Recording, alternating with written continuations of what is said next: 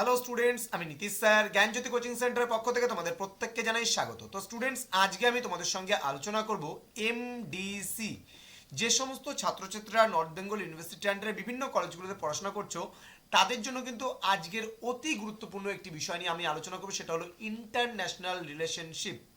অর্থাৎ ইন্টারন্যাশনাল রিলেশনসের যে তোমাদের আন্তর্জাতিক সম্পর্ক বলে এমডিসিতে যারা পার্টটা নিয়েছো এমডিসি 2-তে, তাদের জন্য কিন্তু আজকের এই ক্লাসটি। এবং তোমরা জানো তোমাদের সিলেবাসে রয়েছে ন্যাশনাল ইন্টারেস্ট অর্থাৎ জাতীয় স্বার্থ। সেই জাতীয় স্বার্থের ডেফিনেশন সম্পর্কে আজকে 2 অথবা 3 মার্কসের জন্য আলোচনা করব।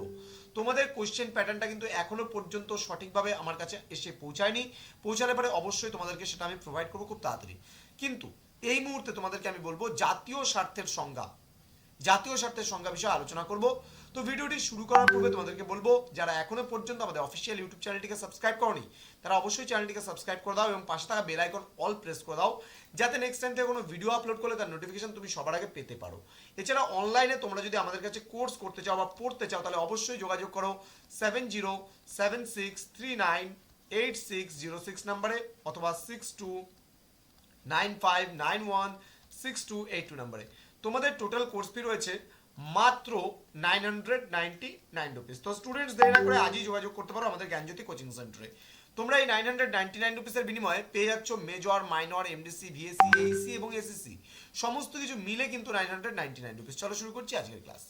জাতীয় স্বার্থের সংজ্ঞা দাও বা জাতীয় স্বার্থ বলতে কি বোঝায়? দেখো, জাতীয় স্বার্থ হলো আন্তর্জাতিক সম্পর্ক এবং বিশ্ব রাজনীতির কিন্তু একটি গুরুত্বপূর্ণ উপাদান আমরা বলতে পারি। জাতীয় স্বার্থ বলতে কোনো জাতির সেই সব লক্ষ্য ও উদ্দেশ্য, আশা আকাঙ্ক্ষাকে বোঝায় যা পূরণ করার লক্ষ্যে রাষ্ট্র কিন্তু সর্বদা সচেষ্ট থাকে। ওকে। আবার রাষ্ট্রবিজ্ঞানীগণ বিভিন্ন দৃষ্টিকোণ থেকে জাতীয় স্বার্থের সংজ্ঞাও বিশ্লেষণ করেছেন, যথা কলম্বিস এবং উলফে এর মতানুসারে জাতীয় স্বার্থ হলো জাতি রাষ্ট্রসমূহের বিষয়গত ও বিষয়গত দৃষ্টিভঙ্গির সমন্বয়। আবার অধ্যাপক হার্টম্যান বলেছেন জাতীয় স্বার্থ হলো বিভিন্ন ধরনের আকাঙ্ক্ষা যা একটি সার্বভৌম রাষ্ট্র অর্জন করতে চায়। তো স্টুডেন্টস, এই ছিল জাতীয় স্বার্থের ডেফিনেশন। তো তোমাদেরকে একটা কথা বলবো, যে তোমরা যদি গুগলে গিয়ে সার্চ করো GYANJYOTI.info লিখে যদি সার্চ করো, সরাসরি আমাদের ওয়েবসাইটে পৌঁছে যাবে।